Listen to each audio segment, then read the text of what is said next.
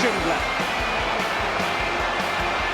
has a chance to write his name in Huddersfield Town legend.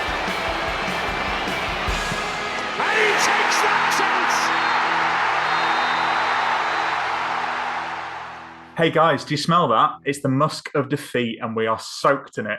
Welcome to the warm-up, episode 78. I'm your host, Brady Frost, and to preview Stoke City, I'm joined by Tom Bradshaw and Francine Gorman. Tom, how are you? Well rested? You've been on holiday? You're back now? I've been on holiday, ready for the new season. Cannot wait. Soak me in that musk. We will. Don't you? I was thinking of potential options and they were all rude, so we will soak you, never mind. Francine, welcome back. First show of the season. How you feeling about the season so far? Bet you're buzzing, obviously. Oh, yeah. No, not at all. Much to discuss, though, I think. So, yeah, hopefully things will only get better from here on in, but we'll see how we get on it. We will, which leads us on very nicely to setting the scene for this one on Saturday against Stoke City. As we all know, as town fans were venting their frustrations last night, it's 3 defeats on the spin for Danny Schofield, and fair to say there's a little bit of unrest. Bottom of the league after the 2 games. There was the defeat last night in the Cup to Preston, although a much changed side, maybe we can caveat with, but it's not looking good, Brev, as the viral videos would suggest. Tom, do you think there's a bit of a hangover from the playoff final potentially here? Yeah, there's just a big hangover, isn't there, Brady? Let's just put it down to that. There's a lot of factors, isn't there? New coach. We've touched on it already. Like in the other pods, we've lost 5, you'd arguably say 5 key players from last season who played a lot of games, aren't there? There's a lot of factors behind it. You lost a manager 2 weeks before the season was starting. That's not gonna settle the team or anything. So yeah, it was always gonna be a difficult start. I was kind of okay with it up until last night, but getting thumped 4-1 at home. I know it's only the cup, and we've got a terrible history in that cup. We never seem to get past the first round anyway. But it just looked like there was no ideas or structures, and he's been saying it a few times, and I don't mind him saying it because if they're not doing it, they should be doing it. But Schofield's mentioned the fundamentals a few times, but that's down to the players. That professional football players shouldn't be having to be reminded at halftime that they're not doing the fundamentals.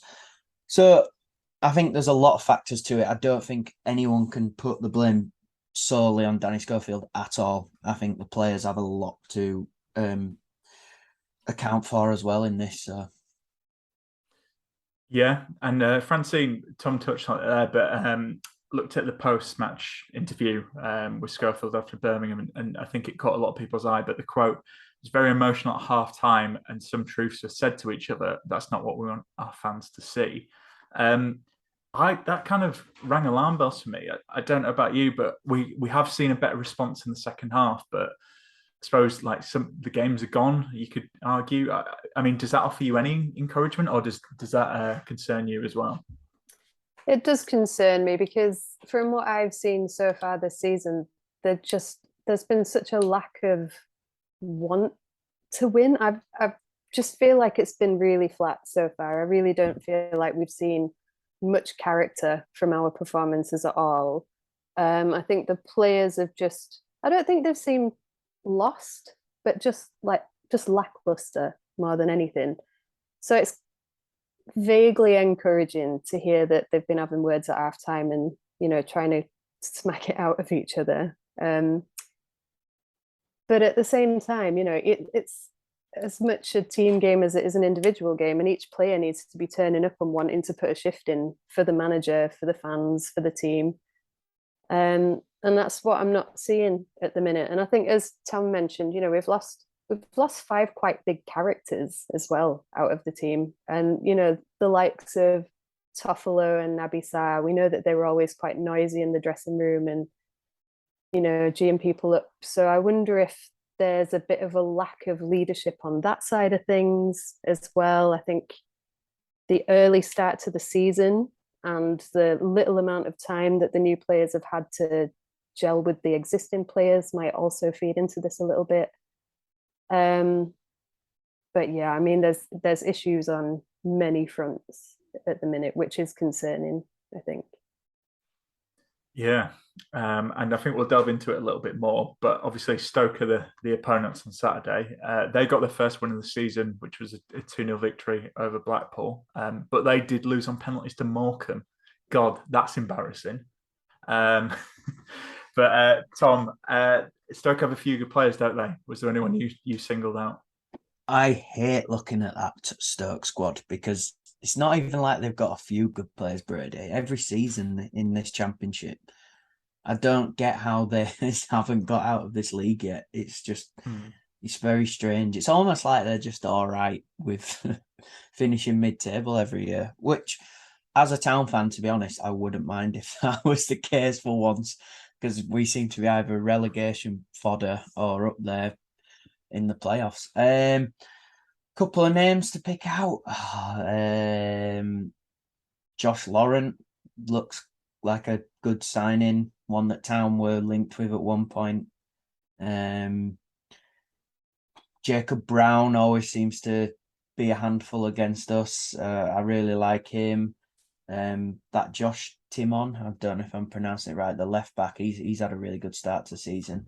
But my pick's that Will Smallbone, who they brought in from Southampton, who already seems to be like a bit of a fan favourite down there.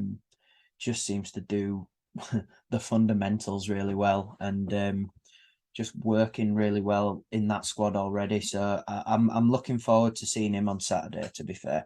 I know it's a bit of a sad thing to say, looking forward to seeing an opposition player, but I know that Southampton were actually quite gutted that they got rid of him, but I just don't think he was going to fit into that squad anytime soon, so they let him go. Cool. Smallbone it is. Francine, did Tom do what he did for me there, where he lists like all the players and one of them was my pick? Did he do the same for you?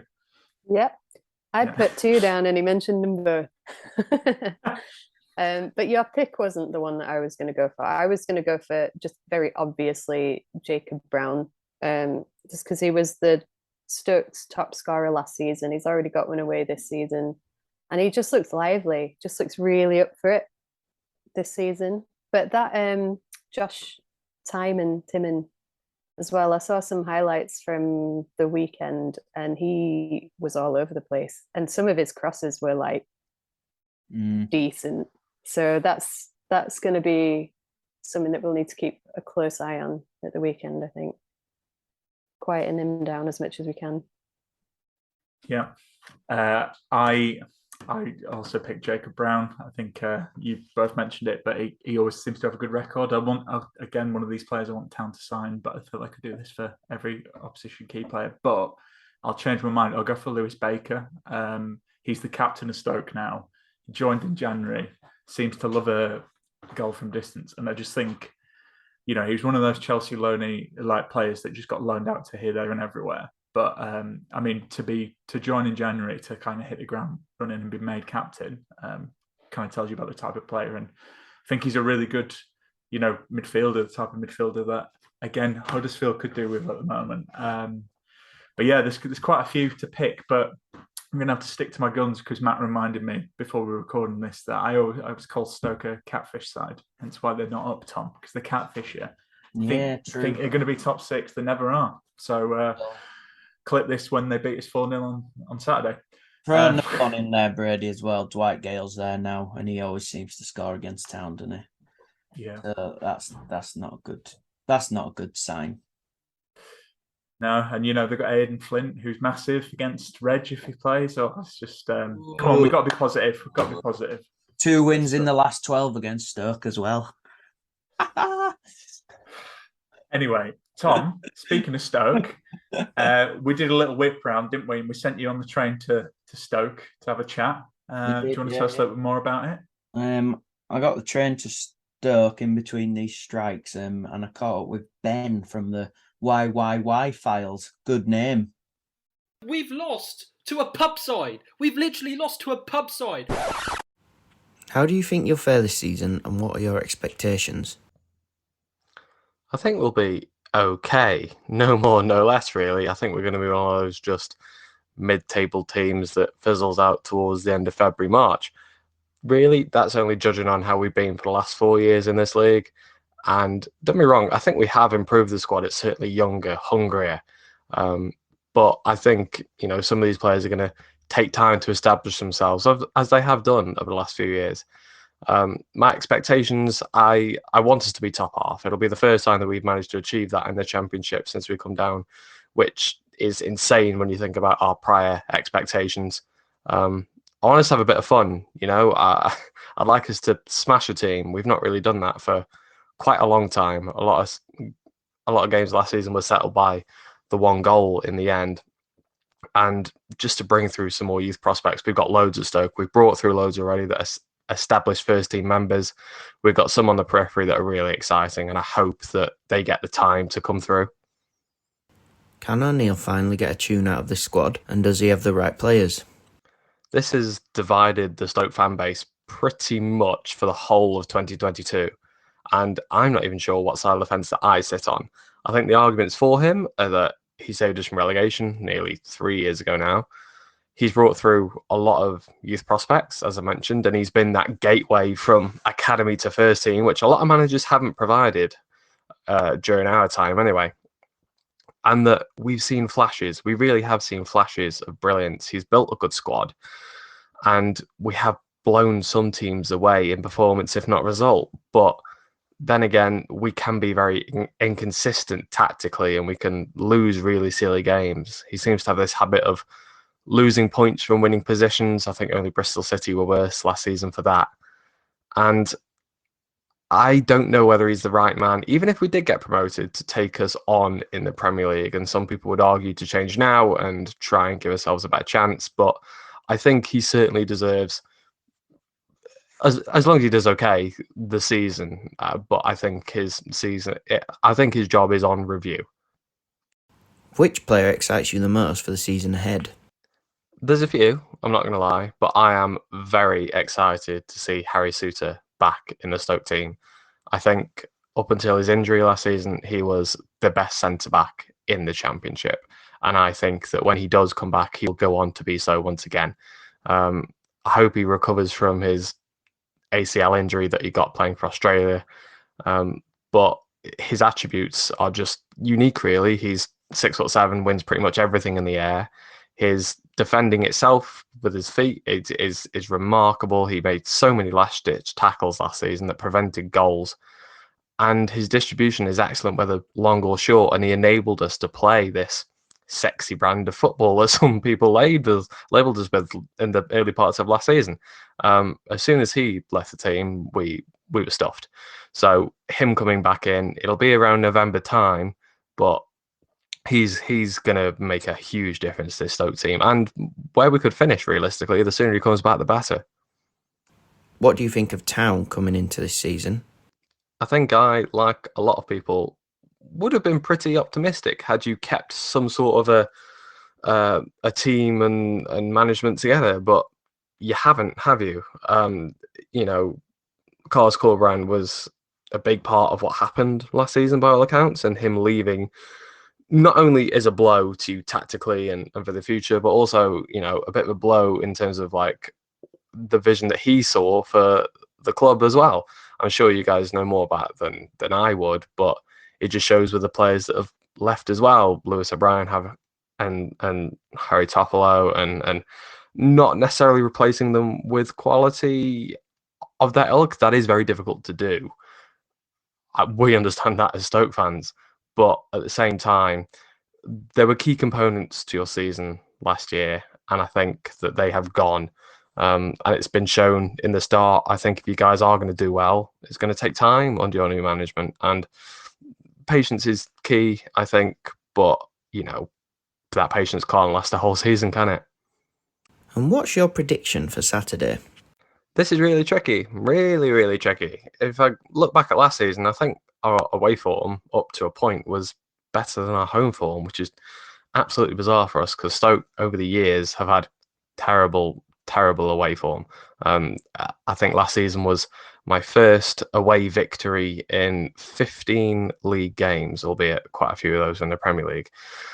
I'll be going to this one, so you guys are in with a chance for a win if you believe in superstition, but if you're not, then I think Stoke may have the tools to overcome this one. As I said, you guys haven't had the best start.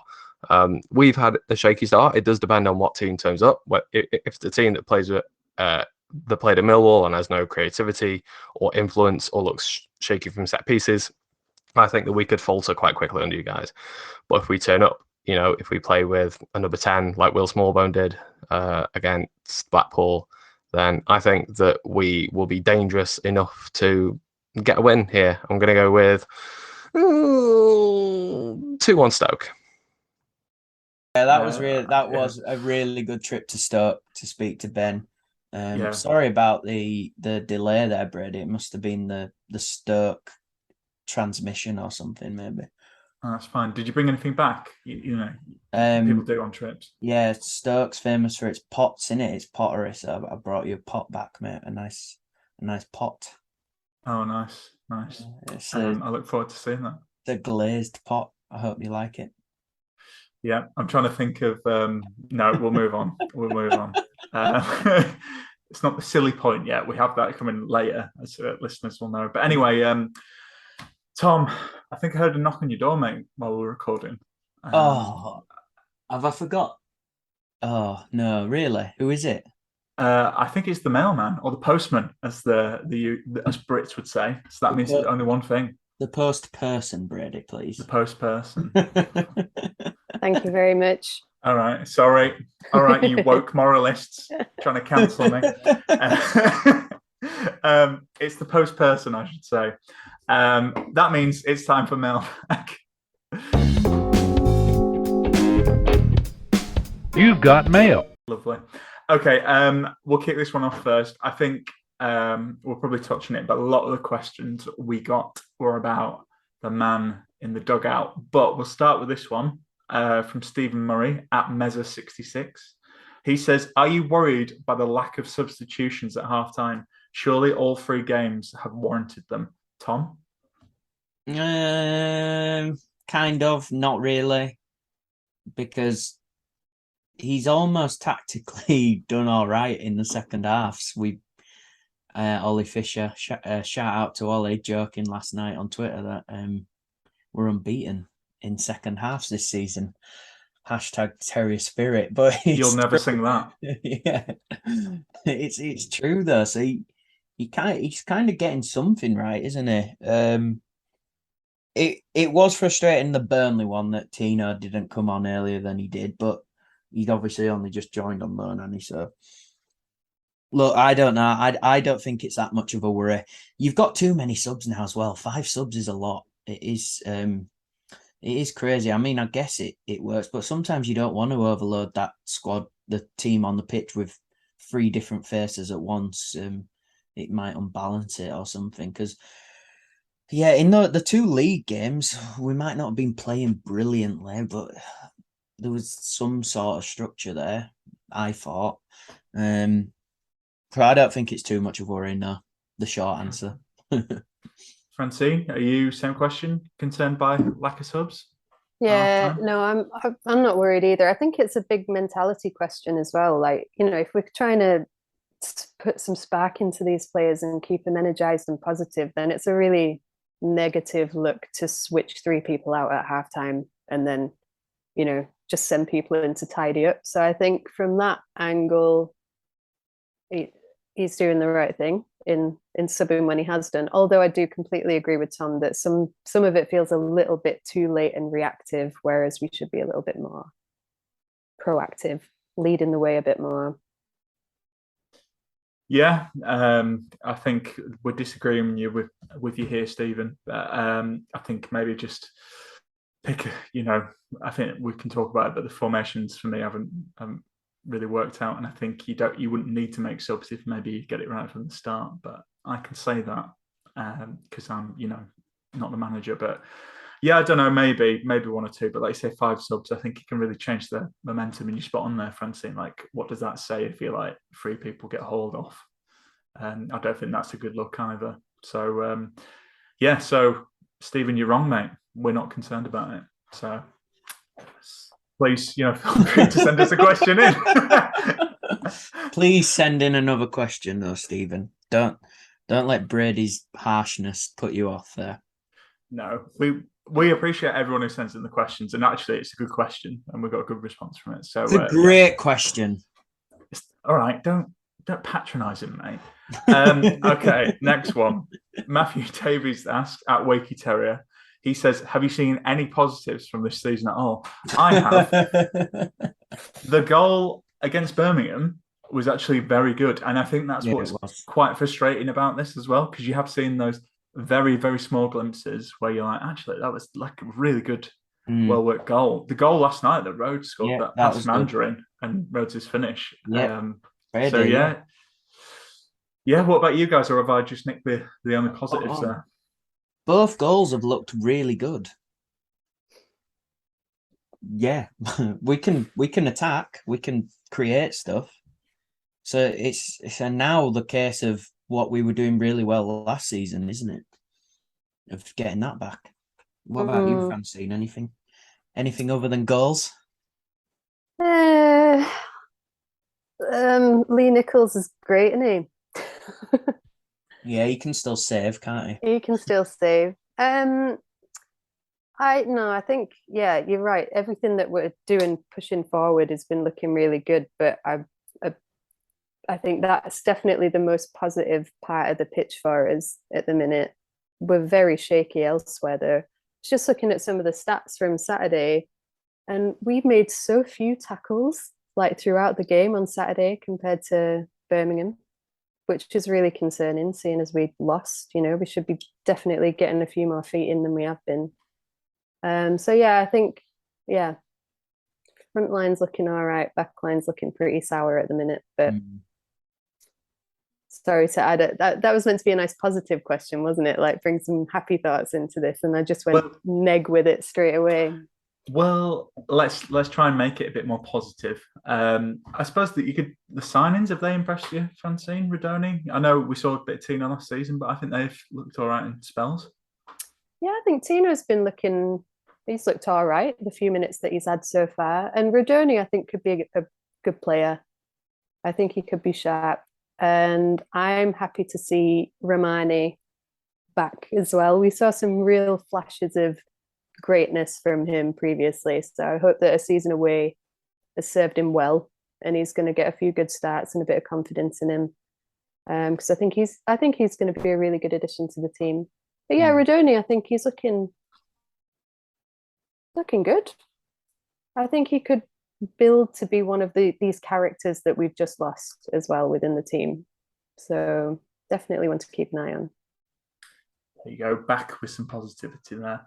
Yeah. I'm going to bring down the positivity once again. We've got a few questions about this, but I went with Hannah at HT Hannah1. She says, in reality, how many games do you think Dean will give Danny Schofield? I think we've got a lot of questions about Danny Schofield and whether he'll. I can tell by Tom's face he's not really excited to answer this, but Tom, I'll come to you first then if you're not excited. How many games do you think Dean will give Danny? I don't know. I'm trying to think of Dean Hoyle. I think Dean Hoyle gives a manager a decent amount of time. I'm trying to think who he was chairman over, because Sievert was Hodgkinson.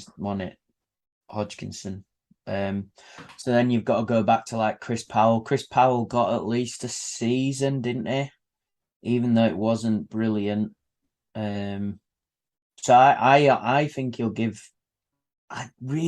Unless we're bottom of the league after 15 games with a win. Do you know what I mean? Unless it's that bad, I think he'll give him a season.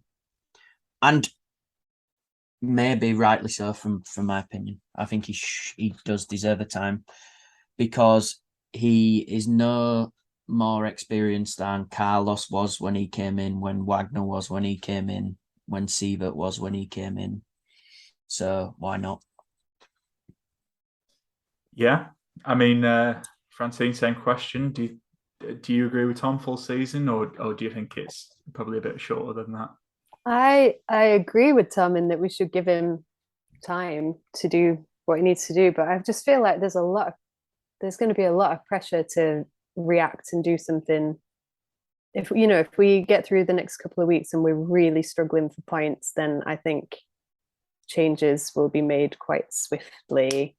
I was chatting with my mates about it the other day, and one of them said he reckons QPR in like mid-September is the cutoff. If we're not showing any kind of improvement, or if we're bottom of the league at that point, then yeah, that feels like a time to start looking into options, which is a horrible thing to say because he's got so much experience behind him, not just as a player, but also, in the assistant situation. So I think he does definitely deserve a good go at things. It's just really unfortunate timing and a really unfortunate mentality that he stepped into. So, hopefully the players will turn around a bit. I think I'm blaming the players equally as well, probably more than Schofield in this situation. But yeah, hopefully the players will start turning up for him a bit and just putting some of his ideas into motion and giving him a good go, Yeah. But yeah, I feel like it might be quite swift action if it doesn't turn around. When you look at how long Corberan had though on that terrible run in his first season, where it's kind of lucky we had a start to the season we did, do you know what I mean? So that was Bromby and Hodgkinson kind of giving back in their man. So I just, from the question was, how long do you think Dean Hoyle would give? I honestly think he will give him a good stint of time. And like you said, Francine, if it does go sour for maybe let's say December. If he's done a run like Carlos did for half a season that was relegation run, then they'll get rid of him. Maybe that'd be too late by that time. But it is a really interesting question, and it's just really sad because Danny Schofield's like my favourite ever town player, and I just want him to do so well. Basically, You told me it was Jason Davidson. Yeah, I mean, I don't want to go against you guys, but I suppose that with this, like how many games, I think it depends. I think it depends how those games go. If when Danny Cowley came in, we were what was it, 1 point after 7 games, and no team had stayed up. I think that's probably if we play bad at Stoke and Norwich, I don't think people are expecting much anyway. I know there's reasons for it, but yeah, I think Justin, when we had him on last week, he was probably right. Like, you give him 10 and then see where you're at. But I think you touched on it there, Tom, with Carlos and the bad run he had. But I also think the pressure, although it was a lot on Twitter, I suppose it's easy to kind of put it away because it was the season behind closed doors. So you don't really feel it as much. Whereas I think, we're going to the game on Saturday. I think if Stoke score in the first 20 minutes, I think that's going to be an awful atmosphere. And I think just how many games of that can you put up with? And I agree with you. We're all town fans. Dennis Schofield was a great player, and a lot of people our age particularly loved him, and Great Escape season. But so we want him to do well. I think it's just it's not looking great at the moment, but you guys have touched on it there. Carlos, Tom, when you talk about Carlos leaving, I swear it gets shorter every week. I swear it was 3 weeks, and then you're like, it's 2. It'll be a week. It was a day. A week. A day before the season started. He turned up to the ground at the Burnley game and left. Yeah, it's a tricky one. I think one of the other things it's a really interesting point to compare it to Carlos's start as well, is that Carlos was brought in to that position. So he was asked to come with a vision, with a strategy, with a plan. whereas Danny Schofield got 2 weeks to kind of step into the role. So he's not necessarily going to have the support. I mean, he has the support of Dean Hoyle in that he gave him the job, but he's not had the opportunity to really present his kind of vision and get the people in that he'd want to build his strategy and what he wants to do. So that is a big argument as to why we shouldn't get rid, why we should give him some space and support and time. But you just got to hope that the board, the leaders, dear leaders, are going to do it and are going to, allow him that space. And it's really interesting as well, actually, because that hadn't clocked with me before. The fact that Carlos had all that time during COVID, didn't it? There's no fans in the stadium when he went on that terrible run, which must have made a huge difference. Like, there's no kind of like all Dean Hoyle or Hodgkinson had to do then was mute his phone, basically. Whereas when you're in the stadium and you can hear that people aren't happy, might make you make a decision a bit quicker. Yeah, I think the thing is as well, Hodgkinson was in charge then. Dean's back now, so they are different people. I don't know. Like, I think I've seen a lot of stuff on Twitter where I really disagree. I think a lot of people are blaming Schofield.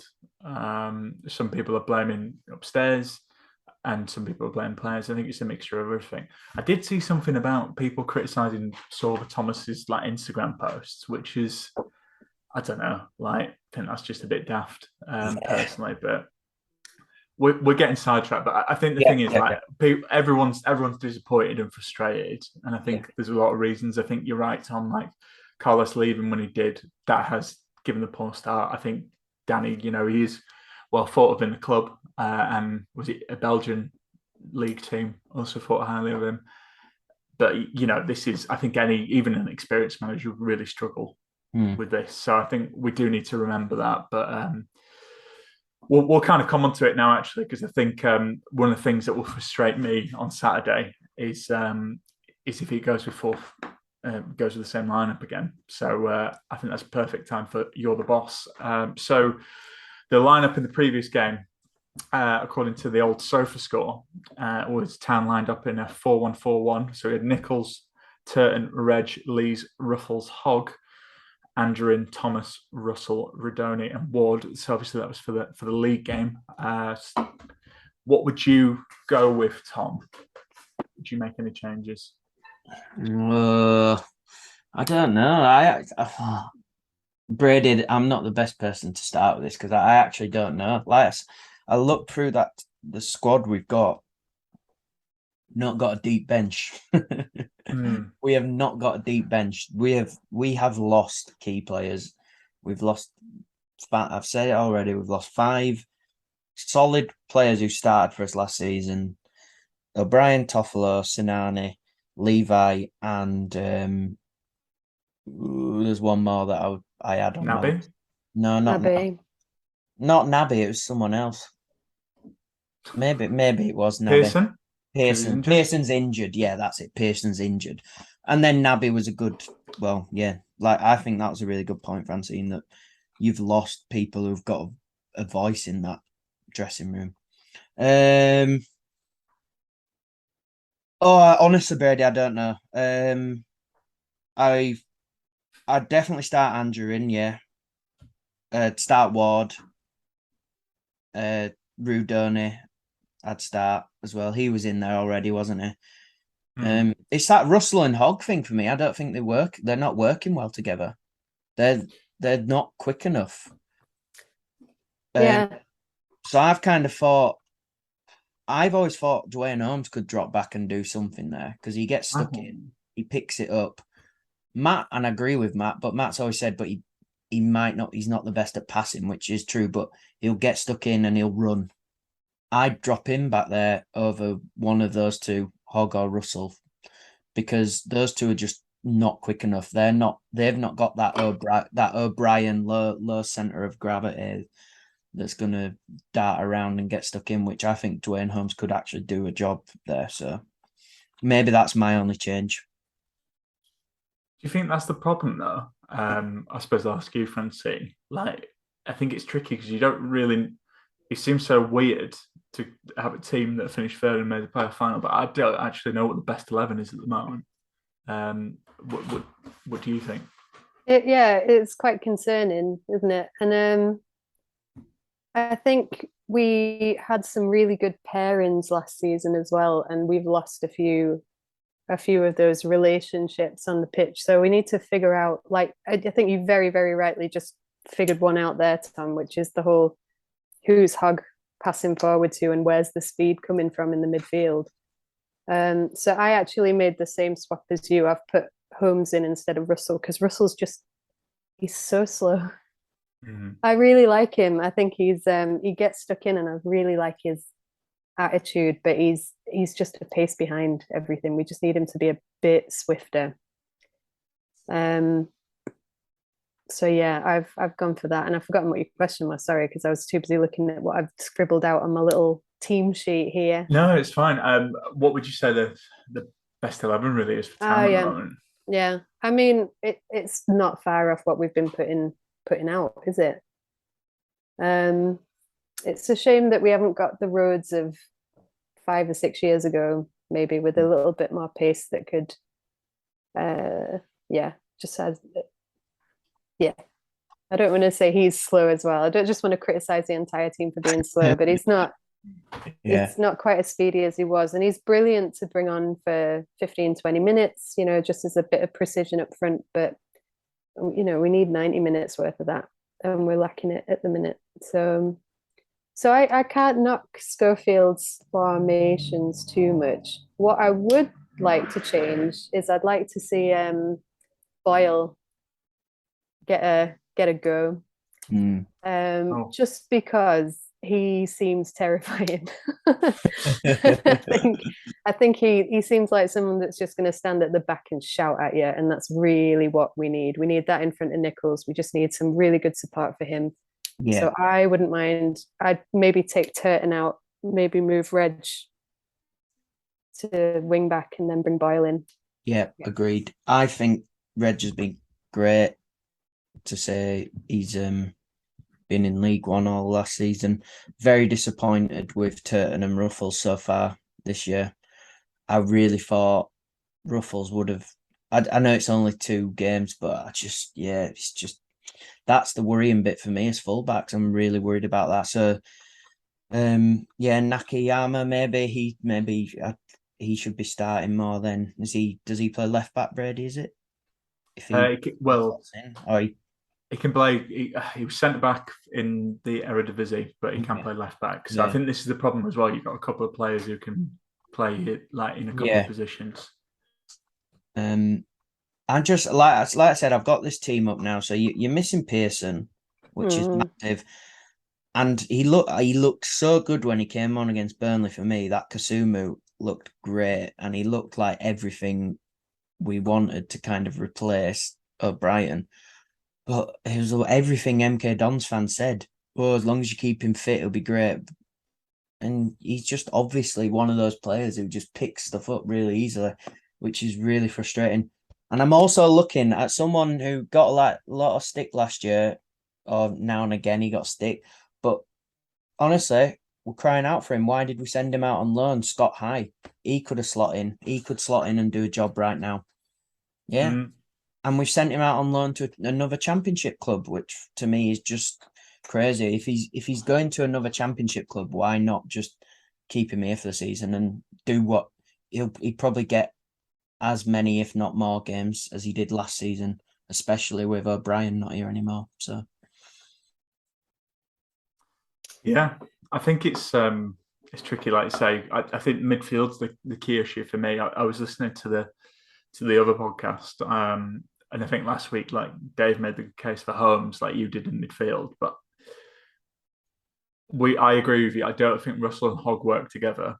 So I've actually, if I was picking the team, I'd go for a back. I'd go for a back 3, and then have a 5 when we're defending. I think the thing is as well, like they did say this on the other pod, but I don't know. To be honest, I would take a 0-0 if we, showed we were solid, because that was what won us games, last season. Yeah. So my back, obviously Nichols still in net. Most saves in the league, so already after 2 games. Yeah.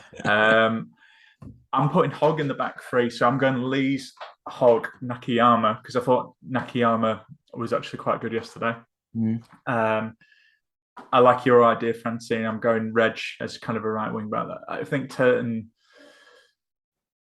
I think Turton's got a little bit of stick, and I don't think he's just not Pippa. He's just like a bit solid, and I think Reg could swap. I think this is the thing. Like, I'm not sure of the best 11 at the moment, so I think 5 subs could change this. But Reg for me, I've got Russell and Radoni in the middle because I think Radoni that could work because I think Russell does offer, he does offer something, obviously height as well, which we might need against some of Stoke's big boys. But I just wonder, I think that's the thing, like if you're going to play Russell, you need a runner with him. And then I've got Ruffles left wing back, and then I'm going Thomas, Ward and Andrew in. And I said it last week on the pod. But Rhodes, I think you spot on, Francine, 20 minutes. I think Rhodes has looked good when, I think he's unlucky. Maybe I think this is the thing, there's not been a lot of great stuff, but Ward scored a good goal, Rhodes scored a good goal. So if you do supply them, they've clearly got something. I think Mahoney, like they've been building him up because he's not played a lot, but again, that's sub I'd look at. I think I don't want to join in with a Twitter hype, but I think maybe give Danny Grant 20 minutes, see what he can do. He deserves a shot. See that goal scored against Sheffield United? In the B team. Like, if he's fit, give him a go. He's been here 2 years now, and I know he's been injured in most of it, but the reason we got him from Bohemians was he was just scoring week in, week out. Just get him on the pitch. Yeah. Give him a shot. What is the worst that could happen now? Do you know what I mean? Like you said, Brady, last 20 minutes, get him on. Get him on the bench on Saturday, bring him on with 20 to go. I think that's it. And to be honest, like I know it's still early days, but I just think any player who comes on and he's like really willing to run around for 20 minutes, exactly. I think that'll go down well, not being funny. And then my front three, I don't know if I said was Thomas, Ward and Andrew. I think Tino and Radoni, I think just start them. Like Semi Nakayama, just start them all, see what they can do. But yeah, that's kind of the team. But I think this is the problem. Like, you mentioned it, Tom, High's gone. I think we might need another midfielder. I know Kasuma is only 4 weeks, but if he's going to be 4 weeks, like another 2-3 times this season, it's a problem, isn't it? We do. And I don't know. I wonder what Scott High's deal is in his loan. I wonder if we can get him back in December, because we might have to. Obviously, you won't be able to get him back after he's been there for 2 weeks, but yeah, I think you do. I think you might have to bring in, and surely we can get a Premiership loan midfielder in. Surely, before the window shuts. When does the window shut? It's September 1st, I think. So we have got a bit of time, to be fair. And like Prem loans, they tend to happen quite late, don't they? So yeah, I don't know. I think it's just bodies as well. Like we touched on Holmes, but again, like I don't really know we'd play. Maybe just deserve a crack at midfield, like centre mid, see what it can do. Anyway, it's interesting your lineup, Brady, because that's exactly how Stoke have been lining up, I think, these last few games. So really, it would be interesting to go, toe to toe with that, because they'll obviously be using those fullbacks a lot. So depends what's the best way to counteract that, doesn't it?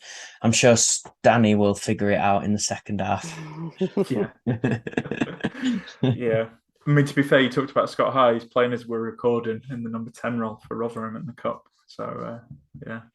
Anyway, okay. So we need to talk about our match prediction. How do we see this one going? Francine, you've heard me and Tom moan for a little bit, so we'll let you speak. So what do you think for this one? It's really tricky, isn't it? I would hope. I'd love a 0-0.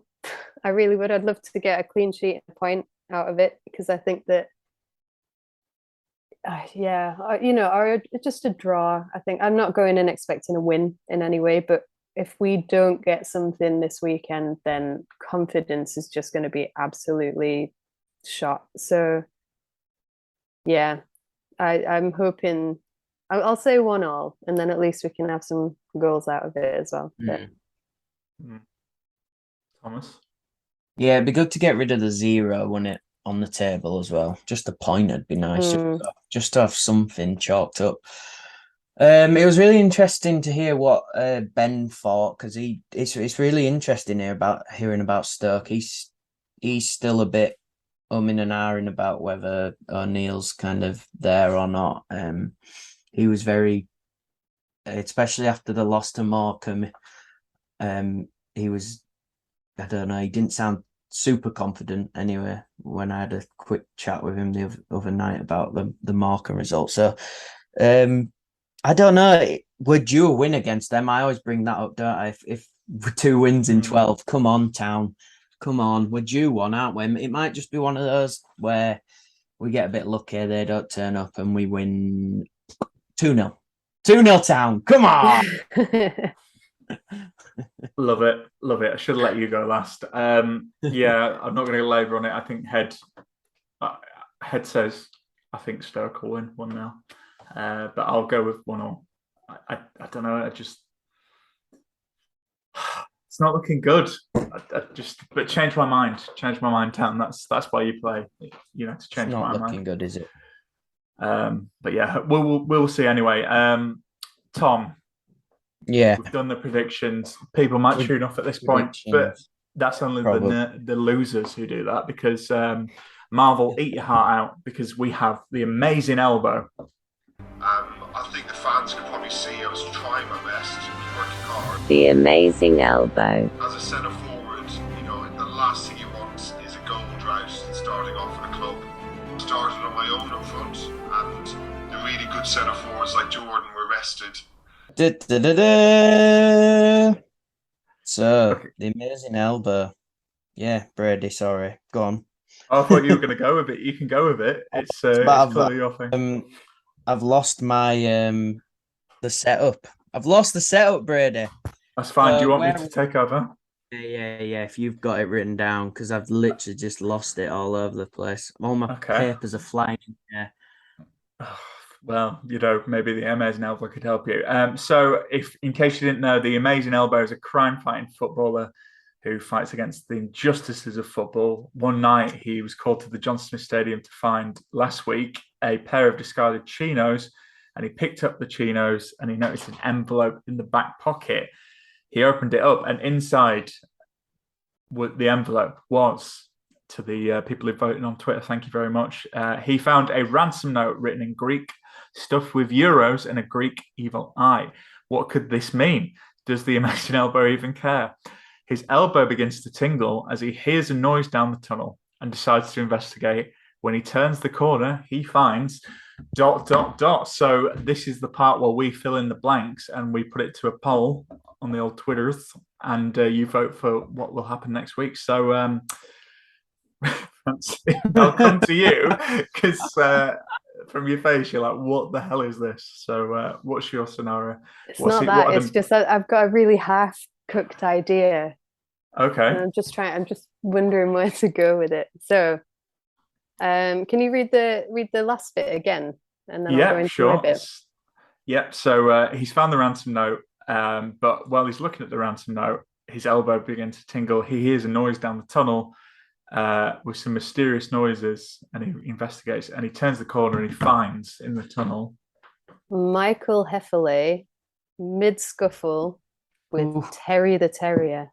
Oh, that's a plot twist, isn't it? What's going on there? Yeah. And that's as far as I've got with it. And I was going to say, and there was graffiti on the wall behind them, but you've just done like a letter part. So I'm going to say that there's also a strange smell coming from the pitch. So hang on, there's graffiti and a strange smell while Michael Hefele. We're getting rid of the graffiti. Okay. So it's Michael Hefele mid-scuffle with Terry the Terrier and a strange smell coming from the pitch.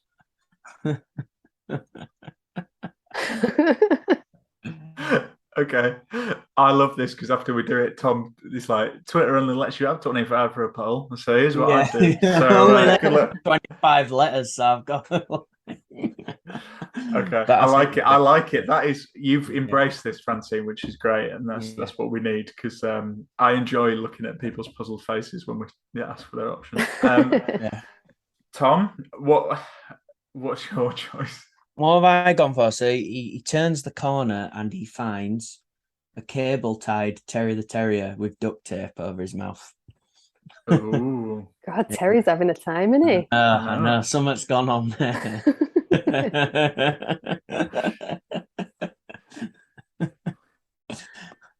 Okay, what have you guys got against Terry?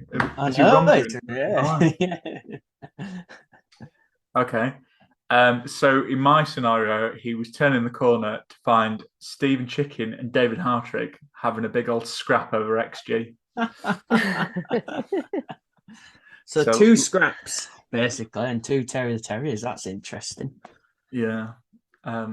That's as clever as I got. I was trying to, I don't know. I'll look forward to seeing this comic at the end, Tom, because I think It's good. It is, honestly, it's going to be so random. There's going to be no coherence to the story at all. Like, it's just going to be really weird things happening every panel. But that's good. we like. Okay, so your options are, so I'll read it one more time before we close. So the Amazing Elbow turns the corner and he finds either Stephen Chicken and David Hartrick having a scrap over XG, Michael Hefferley mid-scuffle with Terry the Terrier and a strange smell coming from the pitch, or a cable-tied Terry the Terrier with duct tape around his mouth. So where's Tilly in this, actually? That's what I want to know. Where's Tilly in general? Yeah. She's gone. She has, yeah. Yeah, not seen her for ages. I hope she's okay. I know. Oh. Maybe that sounded genuinely concerned. Maybe it'll be like, in The Simpsons, where like she'll come out from the tunnel at half time on Saturday, and but she'll be smiling and waving, but she's got a gun pointed in the back. I hope that happened rather than from really Robbo. far. Yeah. Robbo announcing that she's gone to Cannonall Farm. Yeah. Poor old Tilly. Oh. Well, people were saying free Danny Grant. I think the real free is free Tilly the Terrier. We'll bring her back. I think we'll leave it there. It's not been the most positive, but hopefully you enjoyed our rantings and ravings. I tell you, did enjoy this. Magic Rock, they sponsored this episode. I bet they're really chuffed with what we've said in the last 40 odd minutes. So yeah, thanks to them as always. And don't forget, I'm drinking a can of Sorcery as we're recording this. Tom was also having a beverage. You can get 10% off all online orders with the code AHTTC10. And Tom and I will be at the tap room on Saturday, win or lose or draw. We will be having some drinks, so yeah, you can pop down and say hello if you want. We might be really happy, we might not, but that's football, isn't it? So thanks to Tom and Francine, thanks to you guys for listening, and we will be back to do something a little bit sneaky and special for the Norwich preview. Ooh, very exciting. Ooh. So stay tuned for that. Ta-ta for now and up the town. So town play up, bring the car back to Huddersfield.